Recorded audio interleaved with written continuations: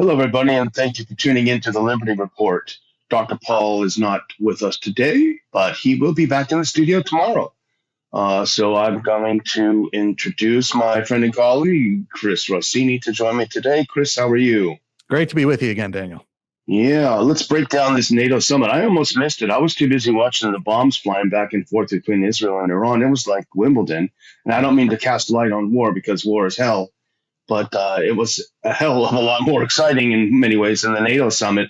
And so we're going to try to break it down. We're not going to cover the whole thing, but I think we can probably break it down into three main areas of importance: sycophancy, Ukraine, and 5%. And on the sycophancy front, let me just read a note that NATO Secretary General Mark Rutte, we call him Tutte Frutte Rutte, he sent to Donald Trump before the event. He sent him a note, a text saying, "Mr. President, dear Donald, Europe is going to pay in a big way, as they should, and it will be your win." Where do you start with that, Chris? I mean, listen, everybody understands Donald Trump. He likes praise so much that he praises himself constantly. So that's what he wants. That's what he's going to get, even from people that are looking to rip us off even more. So it's a shame, but that's Donald Trump, period. And everybody does it. They know his personality. So sycophancy is what we're going to get. And there's also the crazy scene where he's sitting there with Rutte, excuse my cough, and he's explaining the Israel-Iran war to Rutte, saying, again, he used the story of two kids in a schoolyard, you got to let them fight it out. And then Rutte said, yeah, and then Daddy has to come, referring to Trump, and use strong language to break it up. That's bizarre. For Trump. Perfect for Trump. In fact, Trump's video team, in case anyone hasn't seen it, they actually put together a video of Trump exiting Air Force One with a song called "Daddy's Home" playing as a sort of a video of it, and it would be comical if it wasn't just so weird, Chris. No, I know. And there's been a lot of weird stuff going on. I mean, he's writing essays each day now, one on Massey, AOC, and yesterday on Netanyahu. I mean, and everybody's scratching their heads trying to read this because it's as if Biden or Kamala wrote it. Yeah. And it's weird stuff. And I don't know. We have to, a lot of this is noise. We have to focus on the important parts. And you're going to mention the 5% of GDP, I'm sure. Yeah, I just wanted to mention first what has disappeared from the NATO agenda this year for the first time since 22 is Ukraine as a potential member, appearing in the final statement, and even Zelensky himself as a major participant. Even though Zelensky almost put on a suit, it was a suit of sorts. He washed out his gym clothes and actually put almost a suit on, which was kind of a sign of desperation. But when he got there, he had been excluded. He had been excluded from all of the working groups, so there was just really nothing except the photo op left for Zelensky. I think he made some comments, and I think he met briefly with President Trump. And this is apparently on the part of the other NATO members to appease President Trump to not bring this up because he just didn't want to deal with it. And so Zelensky was there as window dressing. He was asked, President Trump was asked in a press conference if he's going to send more missiles to Ukraine. And he said, well, I don't know, maybe we'll send a couple over there, but we got to send some to Israel. We need some too. And, and on and on. So I think that really is an important feature. And I'm going to get into a little bit more about that later, about why it's important, the fact that Ukraine has disappeared. But the big news out of it is this pledge to increase military spending to 5% of GDP by 2035. Now, Chris, you're the econ guy here. Let's crunch those numbers. What does that mean? Well, number one, the winner is the military-industrial complex, perhaps the only winner. 5% of GDP by 2035, which is 10 years from now, which, they could change it. Countries could ignore it. They ignore it now. It's 2% now, but it's not binding. It's, countries cannot do it and make the Americans pay. And what's going to happen? Trump's going to call, you better spend more. Be like, okay, thanks, Donald. You pay for it. So the incentive is not to hit these numbers. So many of them, like I said, don't hit the 2% now. And, from their perspective, it's smart. Keep your money and let the dumb Americans pay for your defense. This whole thing shouldn't exist anyway. There's no threat. But so this 5% of GDP in 2035 may sound good now, make good headlines, but 2035 is a long time from now, and a lot can happen between now. NATO might not even be around in 2035. So that's that's how I think of it. Well, that Estonian economic powerhouse, they're close to their 5%, so they may actually make it. They'll tip the scales in favor. But I think the polls are at about 4%. Because they have convinced themselves that Russia wants Poland, which, trust me, they don't. That's the last thing they would want. But that is the interesting thing about it. For the U.S. now, if the U.S. keeps up with this pledge, because we spend about 3.5%. Now, that's a very general figure because there are many ways of measuring how much we spend on military. But just take it for example. Say we have a $1 trillion military budget this year, and that's 3.5%. If we do fulfill that pledge by 2035, that would raise our military budget to $1.45 trillion, which is an enormous chunk. Although by then we may not have that high of a GDP, so it may actually be a lot less. But as a percentage of our GDP, that's massive, Chris. And that to me just sounds like it's going to go on the credit card, right? No, that's what I mean. The military-industrial complex is the winner here.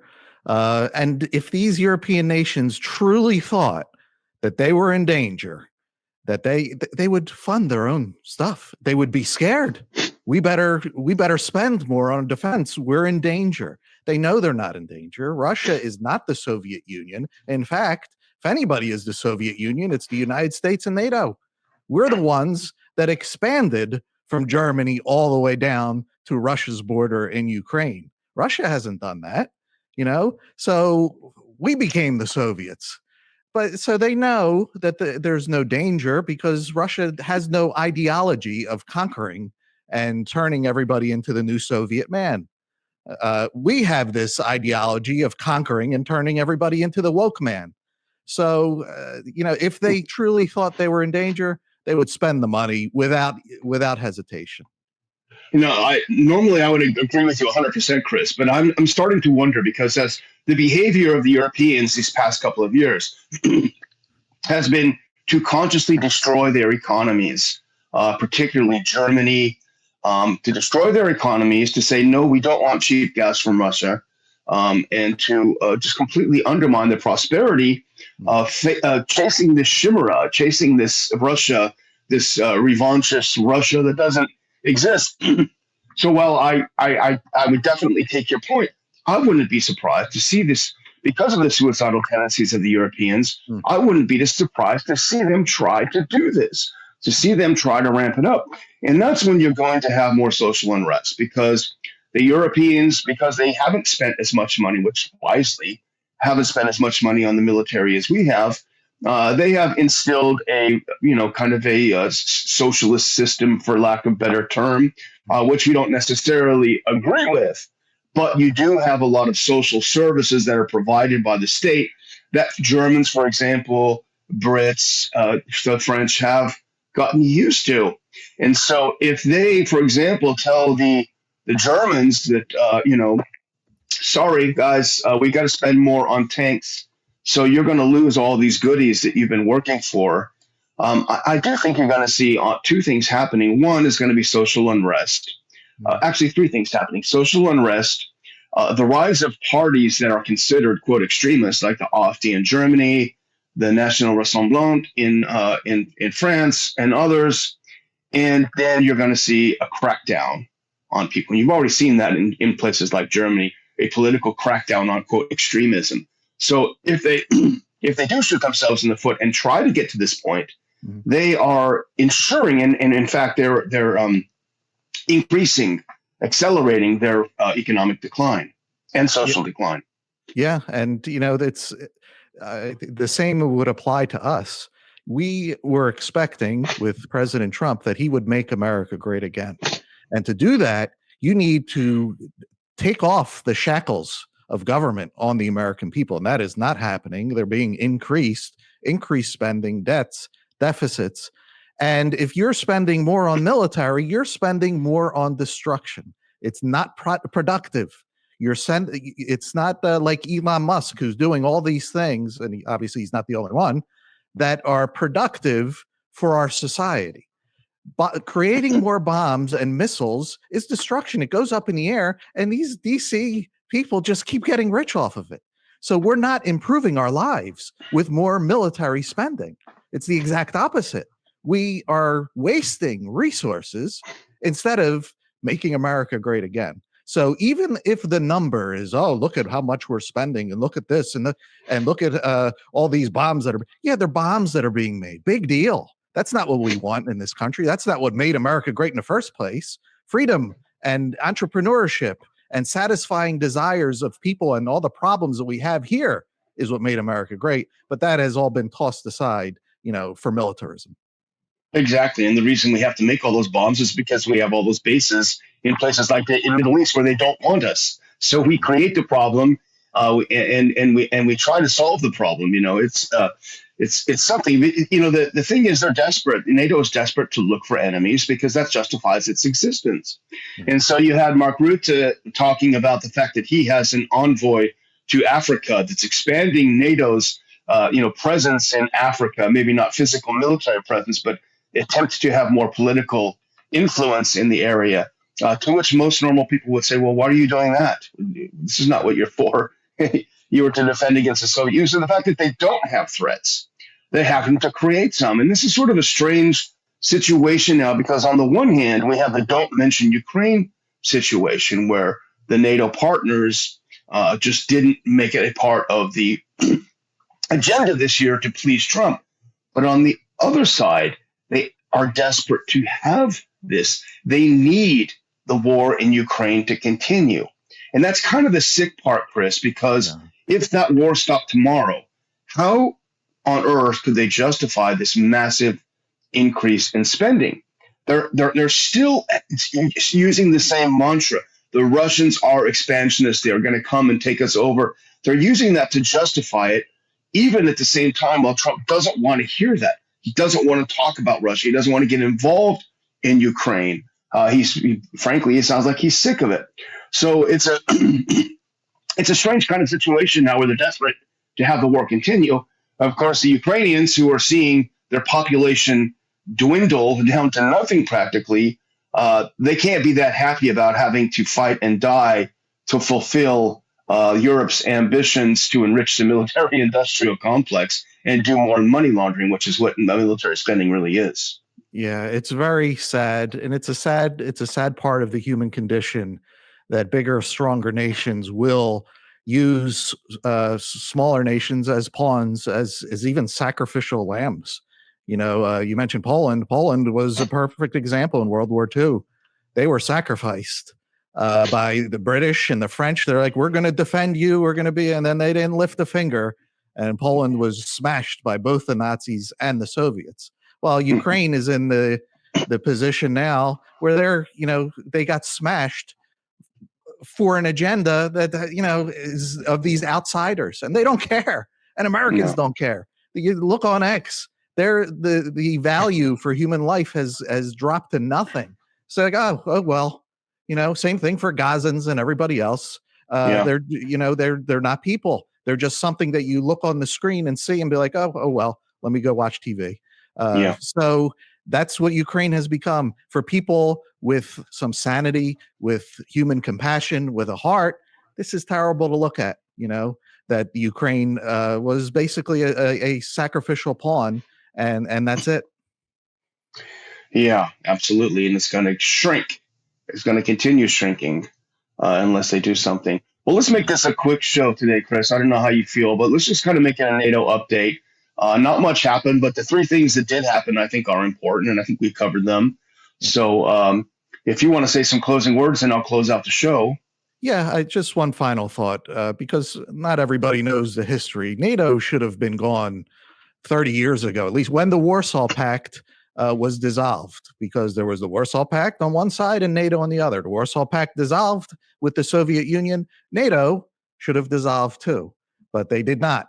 Because once you start something like this, they did not want to quit. So why Russia? Why this constant moving towards Russia all the way to Ukraine? What is over there? Russia has been wanting to be conquered for at least 500 years by Europeans, the British 500 years ago.